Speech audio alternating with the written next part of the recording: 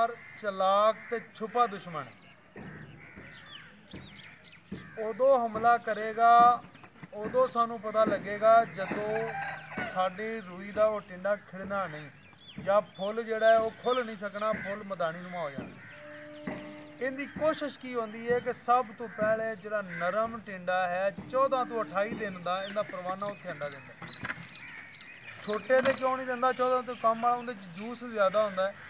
Juice ज़्यादा होने की वजह तो उन्होंने खतरा होंदा है कि बच्चा डुब के मर जाएगा। ਵੱਡੇ ਤੇ क्यों नहीं देंदा कि वो सख्त ज़्यादा हो सकता है कि उनके परवाना इंटर नहीं हो सकता जरा प्यूपा, और ये उनके ते देवेगा। अंडे तो निकलन तो बाद इन्हें सिर्फ अद्धे घंटे तो लैके 2 घंटे बाहर रहना, उस तो बाद अंडे दे और टिंडे दे विच वड़ जाना।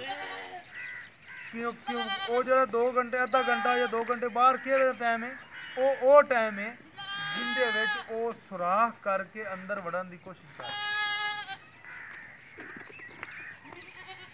और उनके अंदर चला जाता छोटा जा हल्का जा फिक्सी नुमा तुसी इत्थे